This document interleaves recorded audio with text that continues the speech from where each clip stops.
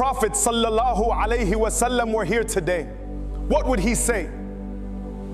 Would he stay silent as our rulers blame the resistance for defending their people?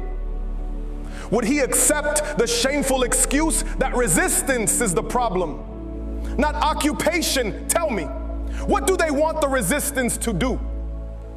Bow down to the very tyrants who oppress them? Shake hands with the butchers who bomb their children? Do not lie to yourself. When Palestine was invaded, when Al-Quds was stolen, when our lands were carved like meat on a table, did the resistance even exist? No. Yet still, the Ummah was humiliated. Still, our honor was stripped. Still, our homes were stolen.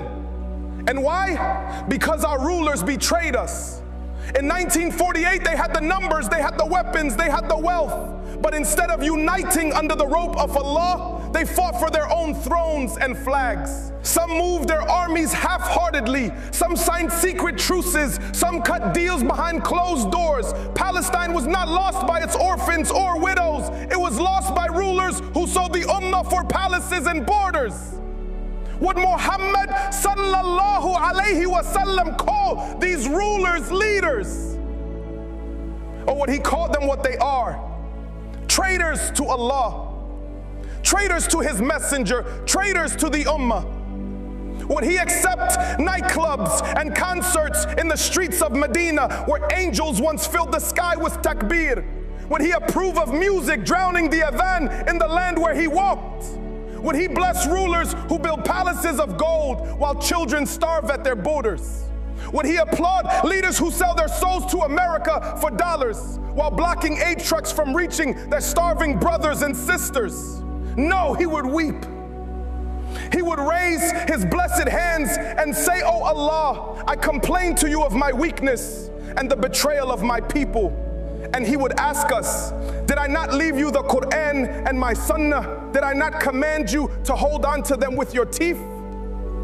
The Ummah did not fall because of the poor. It did not fall because of the oppressed in Gaza or the hungry in Sudan or the silenced in Yemen. It fell because of those who wore crowns and thrones, who loved their land and titles more than the Ummah of Muhammad sallallahu alaihi wasallam. When the colonizers came, they offered them a deal. Take your flags, take your borders, take your palaces, but give us your Ummah. And they agreed. They divided us with bloodied pens. They betrayed us with their silence. They sold Islam for borders and flags. And today they stand on podiums condemning Israel with empty words while secretly arming our enemies. They let the very jets that slaughter Muslims land on their soil, refuel on their runways, and then silence their own people when they dare to protest. But I ask you, O rulers, what will you do when the Zionists come for your land? When their Greater Israel project stretches beyond Palestine into your capitals, your palaces, your kingdoms, will you cry for help? Will you beg the same America you pay to protect you?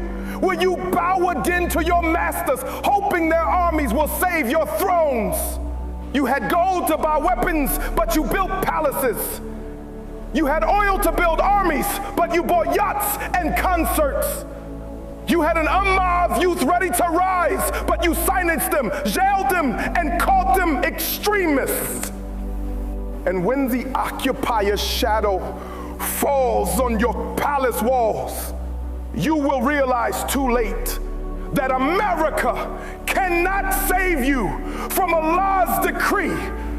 So reflect, O Muslims, if Muhammad stood before us today, would he recognize this ummah as his?